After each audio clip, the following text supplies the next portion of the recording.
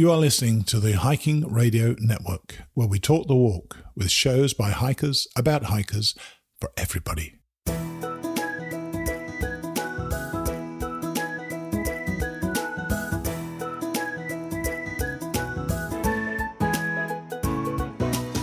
Mighty Blue on the Appalachian Trail, the ultimate midlife crisis. Join Steve and his guests every week as he staggers from Georgia to Maine.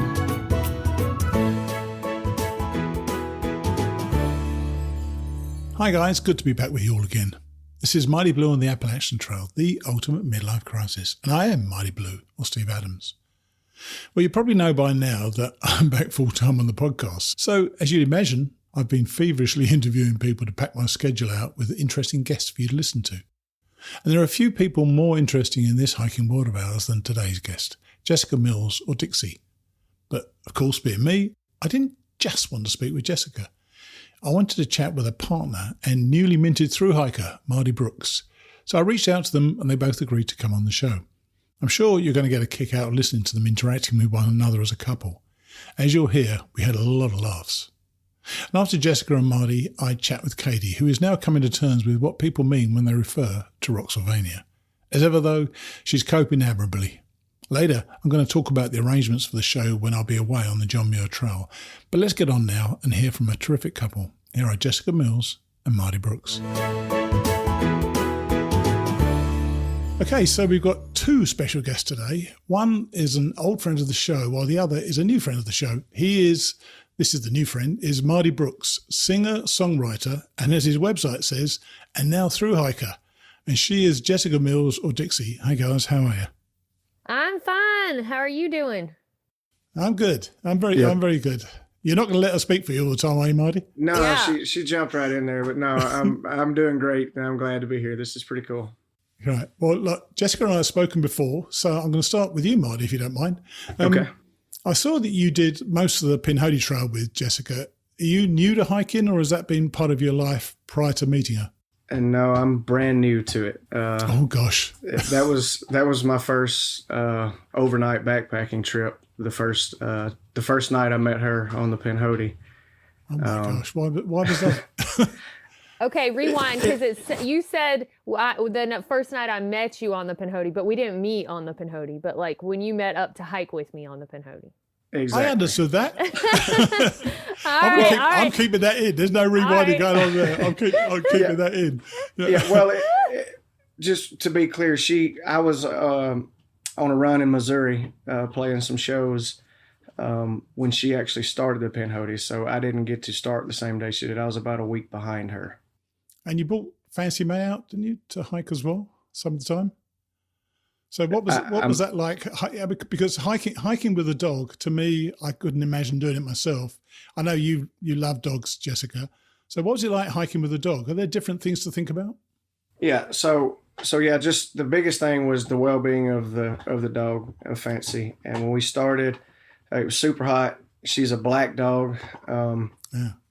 She had her pack on. She was carrying her stuff. And we had to take breaks way before we were tired or thirsty for her, because she would start panting. And so it was pretty slow go, which was good for me in the beginning, because I definitely didn't have any kind of trail legs. And I got to say, I underestimated the difficulty of putting a backpack on and hiking through the woods. It's I got to tell you, man, you're like every other thru-hiker or every other person who starts hiking. I don't think any of us realize how difficult it is. And funny enough, Jessica, I know that when I watched those Pinhoti videos, I didn't watch all of them, I watched some of them. There's a lot about the trail that I recognize. It feels very much like the AT to me in look. It does. What was it like for you? That's exactly. I kept thinking, while I was out there, well, especially when I was struggling going uphill, God, this is just like the AT. But I mean, it a lot of the surroundings, I mean, it felt like I was back on the AT, which makes sense because it's kind of the approach way, to the AT. Cool. Same. And so, yeah, I felt like that a lot, especially the farther north we went, the more I kept saying that, like, wow, it's starting to look like the AT when you start seeing rhododendron and things like that. It really did feel like it. So. And you got to meet a fellow trail legend, although he's a lot older than you. You met Nimblewald Nomad. He's charming, yes, he is. He really is such a cool guy. And, you know, I feel like you take a little piece of everybody that you meet or spend time with in your life along with you. And I saw somewhere somebody said we're like mosaics of all the people that we've interacted with or spent time with. And it's so true, you know. Even if you have like somebody that you're glad is not a part of your life anymore, there's still, you know, there's still little pieces that you pick up from them. So, but anyway, even though I only spent a couple hours with him, he said something that stuck with me. And I was talking about how when you're on trail, you think at first, at least, you think of all the things that you don't want to think about, you know, all that stuff tends to surface first. And maybe arguments you had 15 years ago will come up. And it's just crazy how things that you thought were gone come up. And Christmas songs for me, I don't know, that's weird. But he said that for him, he realized, or he said, well, you finally realized what a jerk you are, is what he said. And I was like, yes, that's exactly it. And because he's spent miles and miles and years walking. And so he's like, yeah, when you're out there, you finally realize what a jerk you are. And then you have to come to terms with the jerk you are and love the jerk you are anyway, you know? And so I really thought that was cool, because it puts it much more simply than I had been trying to describe it to people before. So it puts it perfectly, and I entirely understand that. Yeah. And I'd imagine, and having just asked Marty about hiking with the dog, there's different considerations. And I know you did the Camino with your sister, but hiking with somebody you love has its own different considerations as well, doesn't it? Because you've been a hiker, you hike your own hike, but you're hiking a hike with Marty now. So what was that like, and how different was that as a thru hike for you? It is very different, and there are pros and cons, of course, to everything. When you're by yourself, first of all, I feel like, I don't know, like I'm willing to, and this sounds silly because obviously Marty's a capable human being, but I'm willing to take more risks or make myself more miserable when I'm alone than when I'm with somebody that I love. And, interesting. You know, I saw that in your Camino videos with your sister. Yes. You were definitely hiking her hike, weren't you? Yes, like Mother Bird, you know, and same thing with my mom when I had her out on a section hike on the PCT. Sure. You know, there were some sketchy snowy areas, and for a beginner, I was like, oh my gosh, Mom, I don't know. You know, we have to take this super easy. And I was worried about fancy and whatever. And then, you know, but for myself, I had no experience with snow in 2017 and went to the Sierra when it was a ridiculous time for a beginner to be going into something like that. So it's like, why am I so willing to destroy myself? But, you know, the people I love, I'm like, no. But with that said, Marty probably doesn't feel like that, because we went on the Pinhoti, probably we could have gone a lot of different times of the year that it would have been more enjoyable, because we felt like we were freezing to death. And, but at the same time, it wasn't like a serious danger, you know, but yeah, he kind of got thrown to the wolves with that trail to start out with. You look pretty relaxed. I've got to say, Marty, you look pretty relaxed on the trail. You're just wandering down the path. You felt pretty comfortable. What did it do? And I'll cut this if you don't want me to ask it, but what did it do for your relationship? How was that for you, Marty? Well, because of the lifestyles we live and stuff, we spend a lot of time around each other anyway when we're at home. That also comes with the cost of when we're traveling and we're not around each other. We've gone months, you know, without seeing each other before. So I think we were already used to being in each other's presence that much. Also on the Pinhoti, she was testing several pieces of gear and stuff. We were in separate shelters, so we weren't even sleeping in the same tent at night. But I guess on one hand, it let me know that I feel like we could get through a lot of things together because we didn't kill each other out there on the trail when you don't leave somebody's side ever. But it also you really get to know somebody. And really get to know them when you go on a thru hike with them and you share a shelter and stuff. So, the Florida Trail was much different. Character, doesn't it? It reveals character, I think. And you obviously did a later one. The reason I'm asking you this, by the way, and neither of you know this, I don't think, I wrote to Deanna McGregor earlier on to ask if she could give me a couple of insights into the two of you that I might like. And the first thing, and she had to explain that this was a joke, by the way. She said, I said, ask about any questions, how it worked out for them, Since Jessica wasn't successful in getting MarDe arrested, freezing him to death in the ice cold rivers on the Pinhoti, or feeding him to the gators on the Florida Trail, what's the next strategy to get rid of MarDe? she then followed it up with, it's a joke. So you went at a tough time. There's no doubt about it. Yeah. Yeah. Sorry. So I was joking there because I just wanted to read that out because I think she kind of likes that sort of thing. I think that's hilarious. Yeah, and it seems like it's true. I'm just like trying to torture him, like dragging him along, torturing him. Or something like that. If you would have been on the banks of some of those creek crossings on the Pinhoti when it was pretty much just snow melt and the ground is frozen solid everywhere. And nighttime quite often. Nighttime as well. Right? Yeah. And I mean, really, what are you doing, girl? The first real wide one that we came to, we were getting close to the highest point on the Pinhoti Trail. Sure. And it was definitely the coldest week that we were on the trail too. And we got to the water and she was giving me a hard time because I was pacing back and forth up and down the bank looking for some kind of log or tree or some way to cross this creek or river without having to walk through it. And finally she was just like, Marty, we have to go across it and we're wasting time. So I'm just going to go. And she just crossed it. And I literally probably spent another 15 minutes on the other side saying, I can't do this. He There's did. no way. I cannot force myself to walk through this water right now. It was so cold. And, but it's a humbling thing, don't you think? Hiking can be quite a humbling thing. And I know Very that much. Jessica's life is now built around hiking in many ways, but yours isn't, is it? So you're a musician. And I know you had to leave the Pinhoti to do a live event.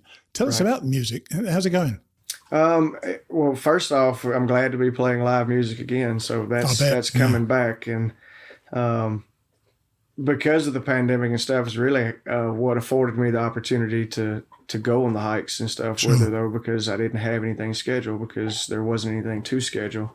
And we navigated okay. I found some things here and there and we did stuff online and stuff and we got through that part. But the music's going great. The album came out last September, the debut album, and it's called Running Out of Time. And I think it's still continuing to get some traction. And then I just recently went to Atlanta and recorded a new single and shot a video. Jessica was there with me and she's in the video, so that was super awesome to be able to. Yeah, we'll come to her singing debut later, by the way. Yeah. I've got one of my questions later. Yeah. But yeah, so it's been cool. She's brought me into her world and to work with her, and now I've been able to do the same with her and my work and stuff. So I thought that was wonderful. I thought that was fantastic. Both of you doing those things. And, there were a couple of things in those Pinhoti videos that really made me laugh. First off, there was that you said there's a random light there. You just said didn't know what it was, and it turned out it was the moon, which must have been so unexpected because it was a night hike. I mean, really, I did get that. But the one that really made me laugh was your face, Marty, when you've been surprised by a turkey. Do you remember?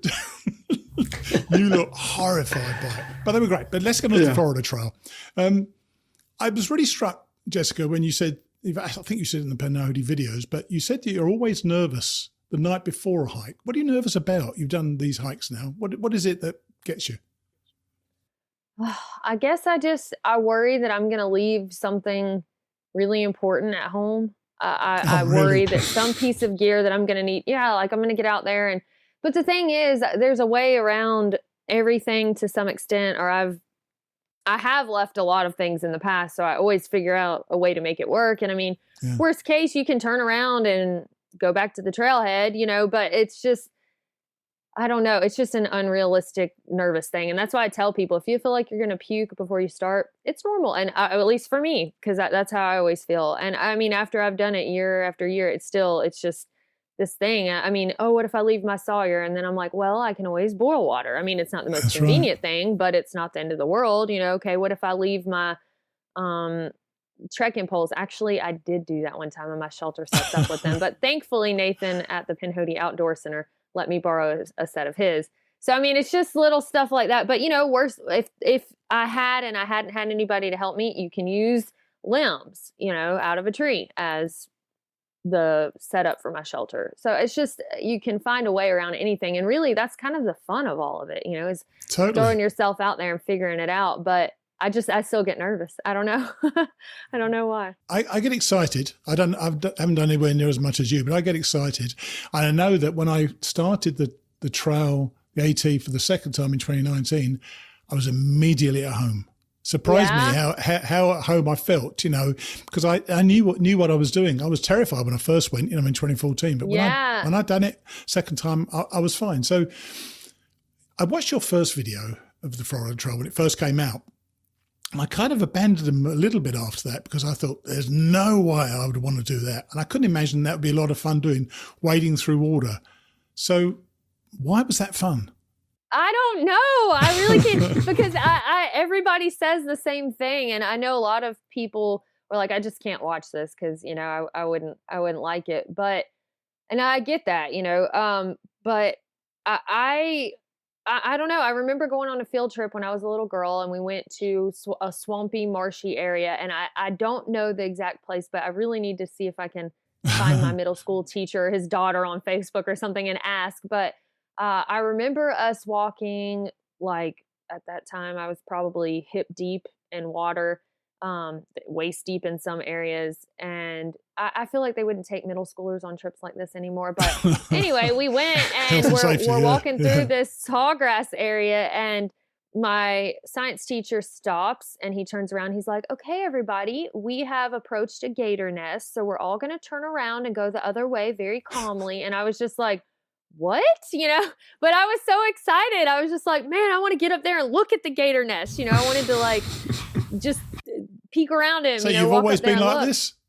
Yes. I guess my mom dropped me when I was little or something. But anyway, and I remember I had a waterproof disposable camera, and I took a picture of this butterfly on a blade of sawgrass.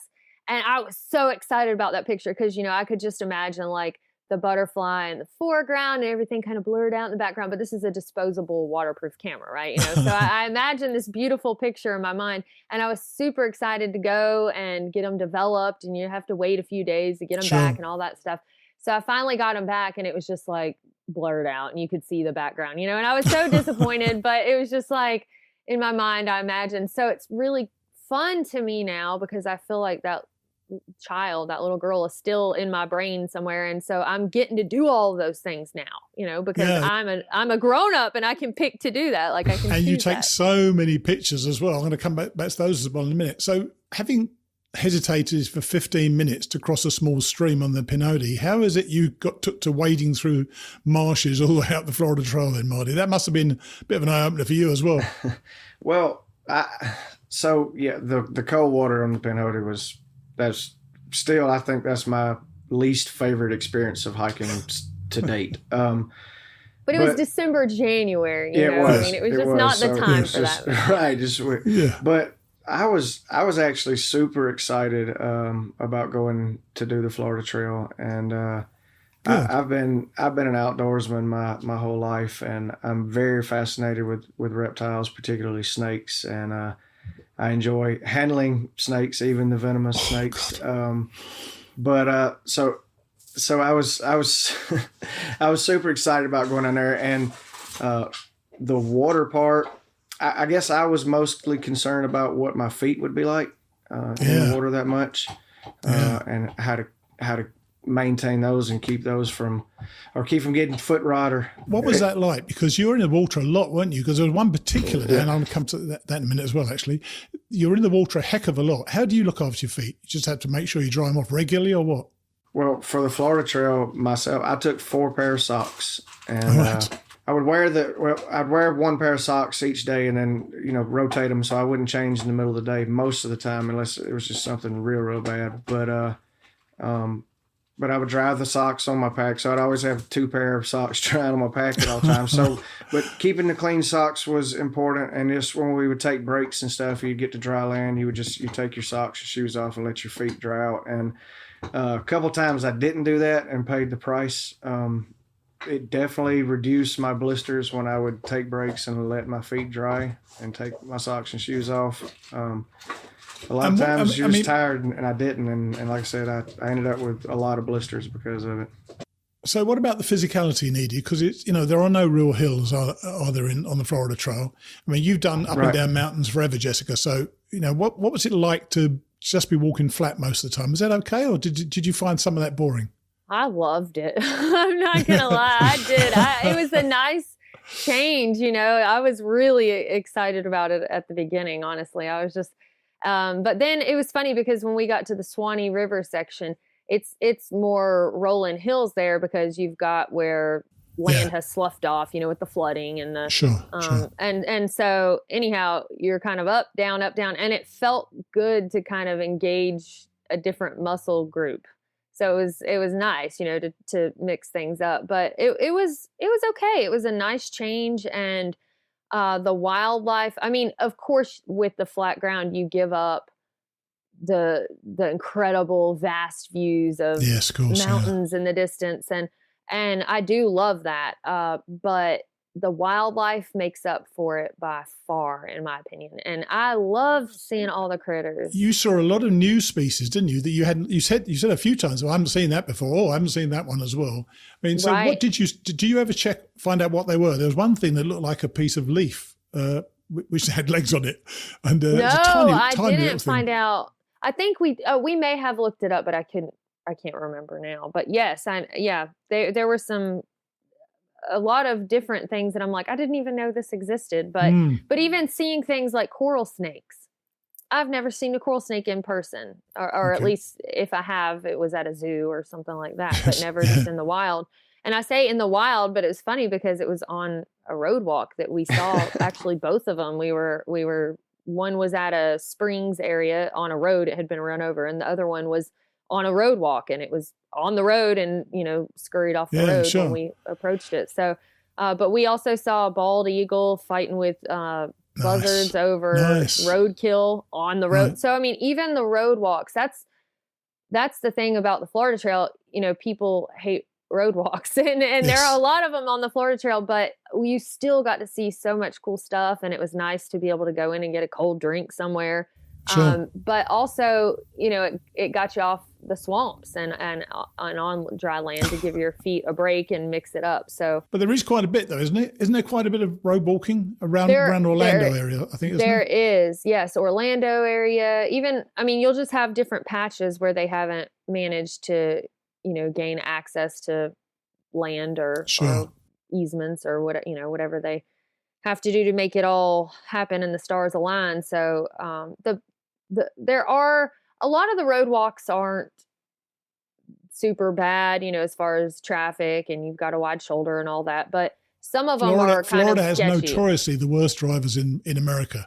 They're shocking drivers. So walking along some of those, I saw, watching the videos, you look pretty close. Yeah, it was pretty close. And some of the bridges, there was one bridge where we had to, we were walking down the bridge, and then when a car came, we stood up in the guardrail and then got down. I don't know what it would have done, but it made me feel better. But what were you saying, Marty? Sorry. I was just saying, I was afraid several times on the road walks.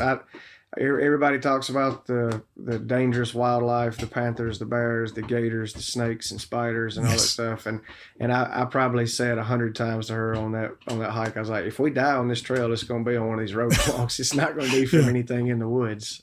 Florida senior citizens are more dangerous than anything else you're going to meet on the trail. A Florida man, the most dangerous creature in Florida. I did want to add, though, about the terrain and stuff, because I haven't hiked all over the world like she has. The Pinhoti was definitely a lot of up and down, and she said was similar in parts to the AT, but the flat ground. So I thought, well, this will be a piece of cake, and we'll do 25 or 30 miles a day, no problem. Everything's going to be flat, so our legs and stuff won't be tired. But let me say that the exposure, because there's no shade in a lot of this, takes a lot more out of you than you realize, and just walking on that hard surface day in and day out, it takes a toll on your body and stuff. And so I think we both were a little surprised, wouldn't you say, Jessica, that it wasn't as easy as we thought it would be to just walk on flat, level ground. Correct, because a lot of it is swampy or, still very rooty, and it's not all just beautiful, pristine, flat, wide open trail, You certainly captured that in the videos, no doubt about it. But you also captured tons of ticks. I was shocked how many ticks you seemed to find. Oh, wow. I think you found 9 on you once, didn't you, Marty? And ticks, and there were massive bug bites. These bugs that consume you, and of course the Florida lightning. Now, every trail has its own character. How would you characterize the Florida Trail? Because you've done all these different trails, but for you, you've just done the 2, Marty. What was the character of the trail as far as you're concerned? Gosh. Unforgiving a lot of the times, really, I would say, just because, again, I expected a lot of it to be super easy. And, I mean, really, you'd come out of one swamp and be like, man, I'm glad that's over. And you go 100 feet and it starts again. And it's just, I mean, it was very demoralizing at times. You're really selling it. Yeah. But it was still, though, it's kind of like, what is it? What do you call it, Jessica? Where it's fun, but it's not in the moment super fun. That type 2 fun. Yeah, type 2 Type fun. 2 fun, yeah. Right. So, yeah, but I still a very rewarding trail at the end. But yeah, it was Mother Nature is definitely unforgiving out there, and there's not a lot of places to hide. No question. And you actually said on one of the videos, Jessica, that you'd had one of your best days ever on a trail, which is amazing to me because you've got quite a list of great days to pick from, haven't you? So what was it about that day that was so damn good? That was, I assume that when I said that in Big Cypress, that was it was just like Jurassic Park. It just blew my mind because, I mean, mountains are gorgeous, don't get me wrong. And I understand that the Rockies look a little bit different than, the Cascades or the Sierra or whatever. But I mean, that was just something I had never seen before. When I went when I went and did the CDT, the epic, just crazy looking mountains, I could at least imagine that existed now because of being on the PCT or being, in different places. But being in Big Cypress in that swamp and just imagining what people who were coming through there, the explorers, if you will, when they were coming through and finding some of those areas, just how brutal it had to be for them, but also how beautiful it was, the cypress trees. And yeah, they look fabulous, I must say. The water was just crystal clear, and there were fish swimming, like I'm hiking with fish. I had never done that before. I'm hiking along and fish are swimming, and it was like, I felt like a pterodactyl should fly over any minute or something. It was prehistoric. And I don't know, it's just the different ecosystem. I had never backpacked through anything like that before. And so it's kind of hard to have that when you have gone a lot of places and done a lot of trails, I mean, something can still wow you, but to go, whoa, I have never experienced something like this before. It was just exciting. That's good. You know what? That's a good advertisement for the tribe, because you're right. A lot of people think the road walking sucks, the wading through water sucks, but you seem to enjoy. I mean, you don't put on stuff anyway, do you? You show what is in your heart, and you loved it out there, didn't you? And that's kind of surprising to me. And in your last video, you mentioned that you'd learned, which was amazing to me that you learned it, that you're a go see for yourself kind of person. I think most of us who followed you over the years knew that already. Why did it take you so long for you to realize it? Oh, I don't know. I mean, I guess I knew it, but I kind of like Nimble Old Nomad. I finally found the words to put with it, or it finally clicked to me like, hey, I'm glad that I'm this kind of person, because gosh, so many people will hear somebody say something and then they'll repeat it like a parrot without ever finding out if it's actually true for them or not. And so, for me, I haven't always been careful of that, but that's something early on that was a lesson I learned. I mean, I remember being little, and I don't, want to get into politics or whatever, but I remember my parents were voting for one candidate, and I mentioned that, and I was probably like 7 or something. And somebody mentioned the other candidate, and I was like, "Ooh!" And it was an adult, and they were like, why are you saying that?" And I was like, "Because that's what my mom says." And she was like, "Well, what do you think about it? Like, what about it makes it ooh for you?" And I was like, "Oh, I don't know." And after that, I was so embarrassed that I was like, I'm never going to speak out on something again unless I have taken the time to form my own opinion on it. And I'm not just going to, so it kind of started there of like being cautious to just believe somebody blindly, and so it transferred over to the trail stuff, oh, the Sierra Nevada will kill you this year. And I mean, I'm not making light of it. That was a rough year and there were people who did die. But until I came upon something that I didn't feel comfortable, like, okay, I think I can make this happen, then, at that point I can turn around. But so it's the same thing with the Florida Trail. A lot of people were like, "Oh, it's terrible. You'll hate it." And I was like, well, I'm going to go see. And if I want to go home, I can always go home. But I didn't want to go home. I wanted to keep going. And then to finish on the beach, like, oh, that was the so worst place is exciting. to finish on the beach. And but I know that I'm sure you take something from all of your hikes. And I often ask this question of people: what did you learn about yourself, Marty, on this trip? Not so much the Pinhoti, but this one in particular, because you're it's over 1,000 miles. So, did you learn something about yourself as a person? I learned, first off, I never thought that I, in a million years, would walk 1,000 miles. That just sounds insane to even hear you say. It does. It's an incredible sense of accomplishment, to be on the other side of it. I can tell you some particular things I think that changed. I don't know about like any self-discovery and stuff or major things like that. But so you mentioned it was humbling before. I felt very humbled a lot. And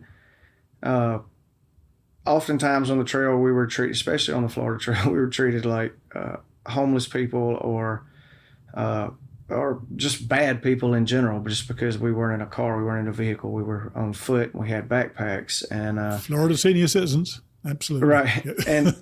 And the gear that we had was basically unnoticeable to these people. It doesn't mean anything at all to them. And so, but we literally had people throwing money at us and stuff or whatever. And it was just, it was very different. Before I went hiking and stuff, I personally probably never would have picked up a hitchhiker, and I've rethought that. Now, I'm not telling everybody to go out there and pick up every hitchhiker that you see and stuff, but I would be very much more likely to give somebody a ride down the side of the road. When you're out there with your thumb in the air for an hour or maybe longer and in the elements, and you really need that ride to get to where you're going, and time is a factor a lot of times.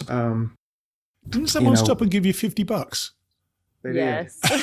They did. And another guy gave us $5. But the guy with the $50 guy, he's like, "What are you all doing?" And because it was raining, it was a bad day for hiking, and we told him that we came from the Everglades and stuff, and he was just mind blown. He was like, "We're here," and he reaches in his wallet and hands us a $50 bill and says, "Here, have dinner on me." That's awesome. That is awesome. But things like that happened a few times. Why are you doing this? So many people asked us, why are you even here? And but I don't know, that made it even more appealing to me and that much cooler, because I'm sure, again, before I met Jessica, I would have been that person. Like, what is wrong with you? Why in the world would you walk from the Everglades to Pensacola when you could drive there in a day or so? But so I'd imagine the conversation you had with Jessica when you first met her must have been interesting, and you didn't know she was a hiker. It was, because I didn't know anything about her. And whenever the conversation came up to what do you do for a living, and I was in the IT field at the time, and she told me she was a YouTuber, and I was intrigued for sure. Didn't really have any idea what that even meant. You know, I obviously I was familiar with YouTube, but I didn't know anybody personally that their main source of income or their job was putting videos on YouTube. So that was definitely new for me. And he was like, loser. But I'm interested in the fact that you said you're a YouTuber, not a hiker. How interesting to me. I'm sure that I said I backpack and put videos on YouTube is probably what she said, right? Because I'm certain I said I go backpacking a lot. And he's like, well, how do you make money off of that? And then it went into, you know, whatever. Something like that. But one of the first questions she asked me was, you know, do you like the outdoors? Yes. Well, I said, do you like being outside? And what was the second one? Do you like, how do you feel about dogs? Yeah. And it might have been in the other order. Yeah, I think it was. I think it was, how do you feel about dogs, and how do you like the outdoors? Yeah. It was funny. Now, I couldn't let you go without asking you about the YouTube, about the video on Facebook that came up the other day with you singing, Jessica, with MarDe. How did that come about, and where was it? So Marty has been saying for a while, you should sing a song with me. You should just sing in the living room with me sometimes and stuff like that. And I'm just like, I am a hiker, not a singer. And he was like, no, I think you could do it. I think you could do it. And so after I dragged him through the swamp and through the frigid damn right, Pinhoti Trail, you know, he was like, you wouldn't sing a song with me? And if I wanted you to, and I was like, okay, after he's done all this, like, yes, I have to, you know, return the favor somehow. So he had this festival, the Camp Out Festival, and it's the second one was this year, but in Jadwin, Missouri, in the middle of nowhere, and it's awesome. There's a river there and all that. But anyhow, so he was like, what about if you sang a song with me at the camp out? And I'm like, are you serious? Like, not one of these smaller gigs or something like that? You want me to do it with a big crowd? Like, I've never sang in a microphone. I've never done this in front of people. And he's like, yeah, go big or go home. And then I'm like, okay, I have to channel that, you know, because there's Jessica, you know, and then there's Dixie, and it's like Jessica's just a normal person and Dixie's the one that does all this stuff. And so it's like, okay, I got to bring Dixie out for this one, you know? So we just decided to do a John Prine tune. What started it all really, I guess, when he passed away during COVID, everybody was doing these John Prine covers and in the music business, you know, to show respects to him. And so I don't know, Marty, we probably got to talking about John Prine, and I was like, well, my favorite one is In Spite of Ourselves. And then, you know, that it just kind of planted a seed at that point, I guess. But would you say that's all correct and true, Marty? Yeah, I think so. And I bet it was a special moment for you, Marty, as well. It really was. And I bet it was. Obviously, I felt like I was going to throw up. She sings around the house and sings in the car. So it's not like I just out of nowhere is like, hey, sing a song with me. I knew that she could sing, but also know what it feels like to get up behind a microphone in front of a crowd of people too, and to do that for the first time. But I mean, hats off to her. Congratulations to her, because she killed it. She walked over there and she said she was super nervous, but you couldn't tell. And my leg was shaking. It was like vibrating, shaking. Yeah. But she looked very much at home on the stage. She did look at home before. Yeah. And so, but yes, that's one of the most special moments that I've ever had in my music career. I bet it was. Come up there and do that with me, and not only do it, but do it as well as she did it too. So I still have people sending messages and stuff that want to say something or comment about that's cool. that night and that moment. So yeah, it was incredible. Well, I want to first off, thanks for coming on the show and talking to us. I want to tell you what else Deanna wrote. She said, it's been a pleasure to watch them grow together and support each other's varied interests. That's rare and precious in the world today. I feel blessed to know this authentic, hard-working pair. Jessica and MarDe are excellent humans, excellent examples of both kindness and living a full life. And she says at the end, tell her I love her. Oh, that's awesome. I was seriously, while you're reading all that, I was about to say, I love her. She has done so much for me, and helped me, not just with the forum, but just in life. I've talked to her and some situations in life, and she's amazing, an amazing lady for sure. Well, she is. You know how she feels about you too anyway. But look, I want to thank you for coming on the show. I really appreciate it. And I just hope we hear the two of you go on another hike together sometime. Probably not in the near future, though. All right? I don't know. It'll happen at some point. So we might do some other adventures, too. We've been thinking about maybe some floating the Mississippi or biking or something. Yeah, something crazy. Maybe riding a bicycle across the United States. Just why not? Can't get too comfortable, you know. Damn right. I'm out in the John Muir Trail this month, so I'm in the Sierras myself. Awesome. So cool. It's gonna be great. Well, look, lovely to talk to you, and we'll catch up soon. Okay. All right. Thanks so much. Cheers, then. Bye. Bye. Bye. Wasn't it great to see Dixie in something of a different light? She's always very open when we chat, but she was totally comfortable in sharing the spotlight with Marty, and you could tell just how proud they both are of each other's exploits, particularly when they've strayed into each other's territory. It's great to have such an obviously happy couple.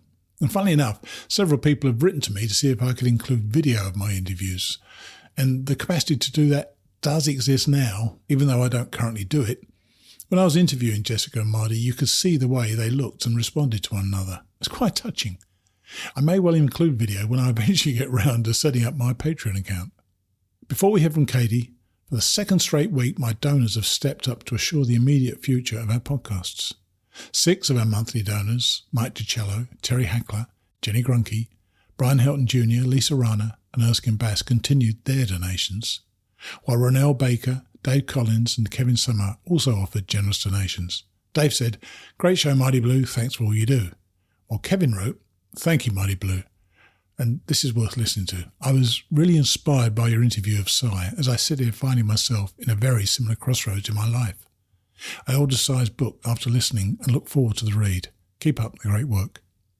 So, I think we are offering value to listeners, and if you agree, maybe some of you who are reluctant to support podcasts will want to offer value back to us. But I didn't want to let this part of the show go by without mentioning one other person. Becky Russo has been listening to the show for some time. In fact, I hiked with her nephew, Billy Goat, in 2014, and I met Becky and Billy Goat's mum when they came to meet him on the trail. I actually wrote about it in my book. Anyway, Becky wrote to me recently and said she'd like to make a donation. She asked me how much it cost to put together all the shows on the network. I added it all up. It was more than I thought it was, actually, and let her know. 2 days ago, I got a check in the mail that covers 2 months of our costs. Look, I'm grateful to all our donors, but opening that check was a very touching moment for me. Thanks, Becky, and thanks to all of you. Now, let's catch up with Katie as she battles with Pennsylvania's rocks. Here's Katie. Well, we're back on with Katie, and she'll be getting on there now because I'm about to be hit by a storm, and she just told me she's very hot. So, firstly, how are you? Hot, just climbing out of Port Clinton. Oh right, you're not staying in Port Clinton. I thought that's where you were going to be staying tonight. So no. Okay, so No, I just stopped in. Right, so you've gone down that incredible approach trail. Was that as bad as I remember it? Yeah, it's not.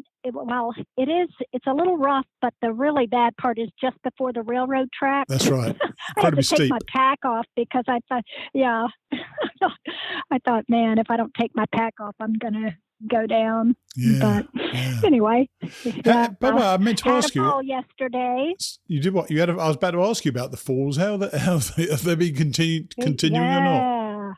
Well, I did have a fall yesterday, and that's I think my first one in Pennsylvania. Wow. So that was a nasty one. I had a big goose egg on my head and busted up my one good knee.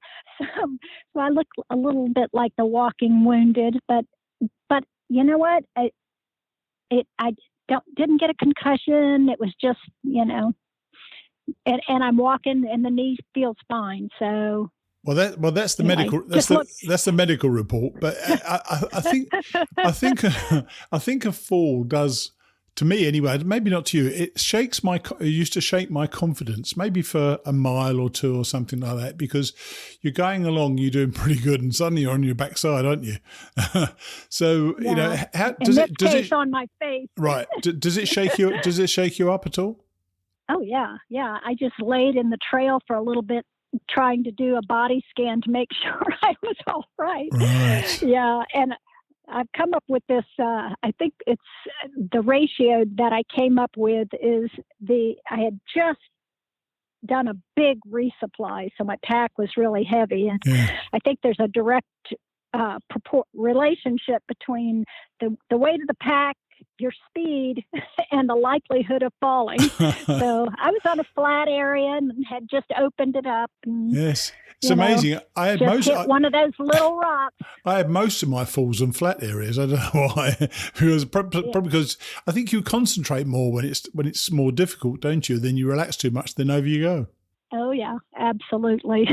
and last time we spoke, you were in Duncannon, and I recall going out of Duncannon. That's when I first, I think, hit the rocks.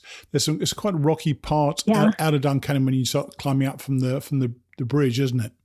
Yeah, all of this area is very rocky, and the part I don't mind, the big boulder fields. Sure. Those you become really accustomed to, and it's easy to quickly pick where's the next foot placement. It's when you have a little path that's just the whole path is nothing but these little rocks. It's a little trickier. How are your boots? How are your shoes holding up? My shoes are awesome, Steve. Oh, great. They're not paying me to advertise these, but these I could not be happier with these shoes. And what are they? So, a matter of interest. Give them a free shout out. Yeah, sure. It's the Ultra Olympus 4. All right. So they have a really thick sole, a Vibram sole, so you have good traction. Yeah. Yeah. Well, funny enough, I'm going to be using a Vibram sole for my John Muir Trail hike as well. I'm wearing shoes, not boots, for the first time. And I seem to remember, and I may be wrong here, but I may have got it confused with Petersburg, so forgive me. But after Duncannon, there is that rocky climb. But then after that, it's quite a dry area, or it's a tricky area for water, isn't it? Or was it okay for you? Yes, I'm carrying more water at a time than I was before. And it was nice coming across some trail magic along the way, where people are giving you water. Yes, that's lovely. Able to get water at all the shelters. I haven't had any trouble getting water at the shelters. It's just between the shelters. So I usually am packing about maybe a little over 1.5 liters, probably close to 2 liters. Right. Between shelters, and taking lots of electrolytes, because the last 2 days were quite pleasant, but now it's pretty hot again today. What do you call hot? Is it in the 80s? Say? In the 90s. Oh my gosh! Oh my gosh! Yeah. Well, and I wonder whether now we've got this storm coming up through Florida, then going to go up the East Coast. I wonder if that's going to affect you guys at all, because it sometimes then comes back. Yeah. Back on. Do you checking out the weather as it comes, especially this time of year? Yeah. We did get a big storm when I was down toward Waynesboro, right at the beginning of Pennsylvania. So we did get a pretty big storm that had a lot of blowdowns, but then it cooled it off. So I'm hoping maybe we'll get, maybe as the storm breezes by, it'll suck some of this heat out. Yes, when it's lovely when you're in the heat and suddenly you do get a bit of rain, because it does tend to cool the whole thing off, doesn't it? Yeah, it sure does. And so in the heat, and then you get rain. How are you coping with wet? You've got wet gear, I presume. How do you cope in the rain? Are you okay, or do you? Because to me, I used to get so hot and I was sweating on the inside and rain on the outside. How do you cope with that? I do not put on rain gear. Oh, really? When it's hot and when it gets hot and it rains, I want to get wet. So I just let myself get rained on, and you're going to get wet one way or the other. I mean, I'm soaking wet from sweat right now. Yes. So, nice to have a cool rain hit you. Yeah, I agree with you. Several times I just gave up on my rain gear in the end. I'm actually now thinking about whether or not to take rain gear out to the John Muir Trail, but I still haven't decided. Only 3 weeks before I go, but I've got to decide what I'm actually going to do. So I got rid of my rain pants a long time ago, and if I'm chilled, I'll put the rain jacket on. But other than that, I just, you just get wet. Yes. So you're fine. It's actually pretty good. You're pretty good at the old feral lifestyle, aren't you? You kind of take to it quite well. So feral. I feel very feral. Well, funny enough, oh my gosh, you're this week. The interview with you this week is going to appear on a show that I interviewed. Jessica, Dixie, and her boyfriend MarDe, and she's. I'm just noticed on Homemade Wanderlust this morning. She said, and this is a question I want to ask you now. When you've been out for about 2 or 3 weeks, do you notice changes within yourself because you're at about the stage where you could be a thru-hiker? So you've been out for quite a long, even more than that now, obviously. Do you notice changes within yourself and how you hike? How I hike? Well, if I know how to answer that. So I just have my morning routine, and it's my routine, kind of like my job. Sure. I get up, and eat and go and take a break. And then I have a goal set for the day of where I'm going, but I also just kind of, just pay attention to the day and how things are going. Feral? Yes, I'm feral. Yeah. I am definitely feral. But do you wing it ever? Do you ever say, well, I'm going to try to get to here, but, then sometimes to say, well, I'm just feeling good, I'm going to carry on? Because it does happen to you, doesn't it, where you're feeling so good, you think there's another shelter 4 or 5 miles, or there's a town 4 or 5 miles, you just carry on walking, don't you? Oh, yeah. And a lot of times what's happened is I'll take like a break at a shelter or a little nap, and then I'm feeling good and I'll just keep going. So I met a guy kind of where I met a guy in 2014. Every day he would take a 3-hour nap in a shelter at lunchtime. That's a long time. There were people eating around him, talking. He was dead asleep for 3 hours every day. Bizarre, isn't it? Well, I can't sleep that long, but I do rest and I stretch. I, still try to keep my stretches going, and I have upped my miles. I haven't taken a 0 in about 3 weeks. Wow. So I've, so the last week, my miles over the week were up to about an average of 11 a day. Good. So with the most still being around 18. Right. But you're feeling good, and I hope you weren't. By the way, I hope you weren't offended last week when I said I've been expecting to get a call from Katie that she says she'd say I'm done or something like that. But your determination to carry on is quite something. So what's next for you? I should do this actually, and I haven't done it. But you're now at Port Clinton. Mm-hmm. My mind is a bit vague about where the next big thing is. So what's in the rest of your day today, for example?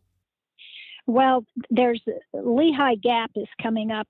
Oh, right. Yes. Yes. Soon, and then Delaware Water Gap. I am about a week or slightly less than a week before finishing Pennsylvania. So, right. Huh. So yeah. Yes. And well, Lehigh Gap, I hope you're going to enjoy Lehigh Gap, or the climb out of there, which is the most exhilarating thing. And I seem to recall it's somewhat.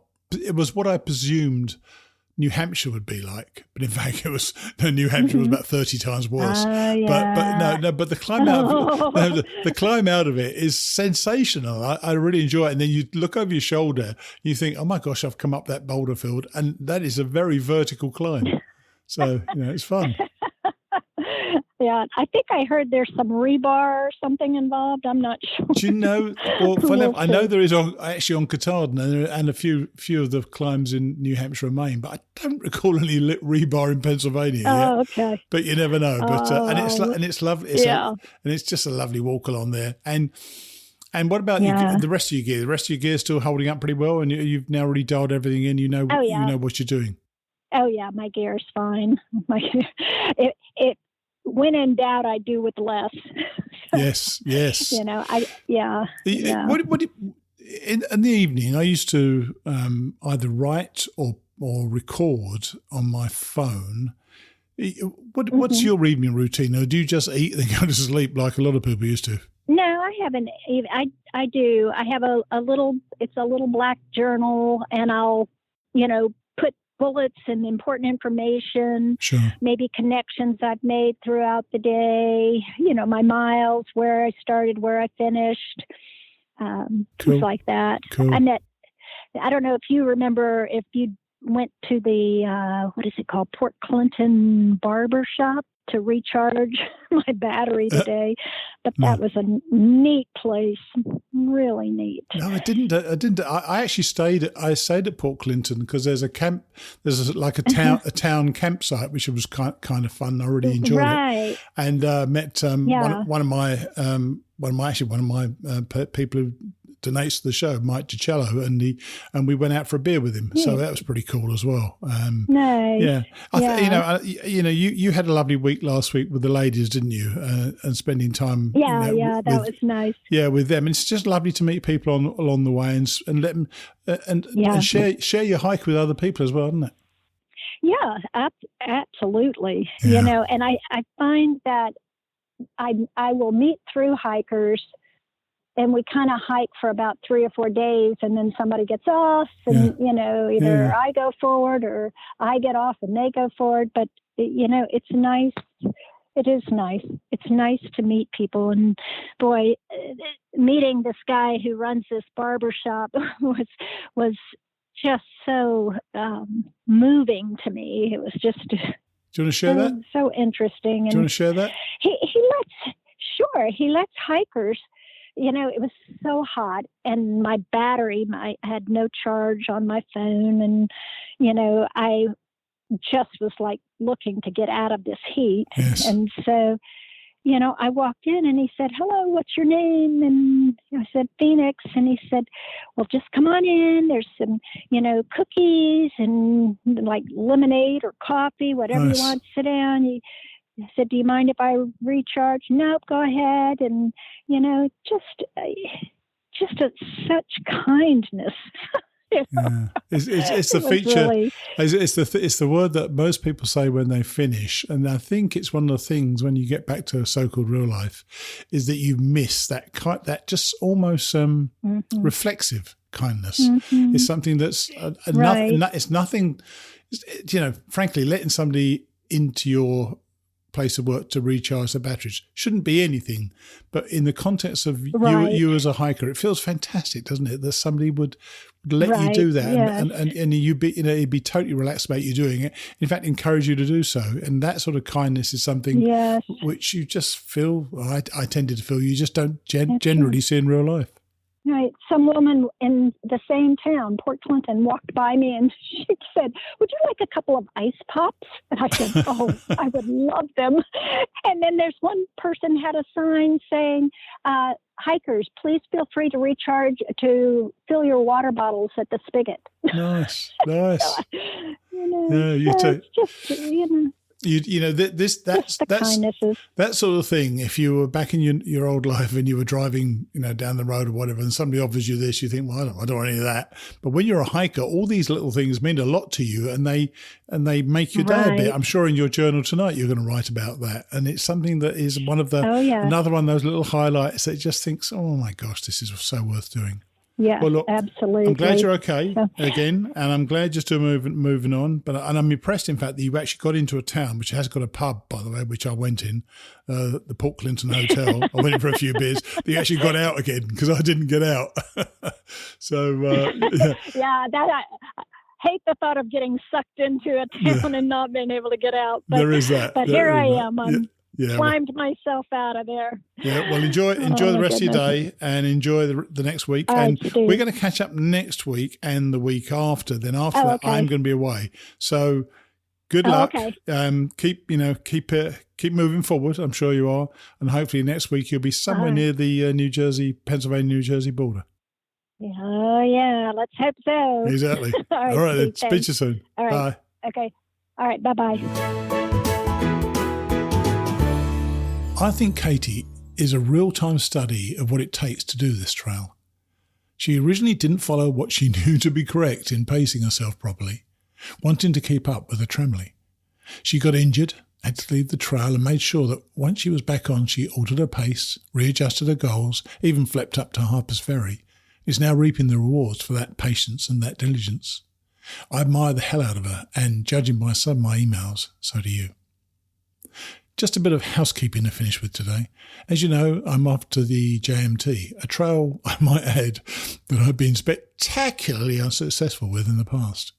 That said, I can't plan to fail, so I'm planning to succeed. To that end, I'll be putting up shorter shows while I'm away for 3 straight weeks, with no catch-up with Katie, of course, because I won't be able to speak to her. But I'm still going to have a quality interview to share with you each week. I'm sure you all understand, but I wanted to let you know before I hit the trail at the end of this month. So that's it today. Well, nearly it. I'm going to leave you all with a pearl of wisdom that Dixie gave us from Nimblewell Nomad's lifetime of hiking. It encapsulates what it is we all take away from the trail. As he said, you finally realise what a jerk you are. Classic. I'll see you next week.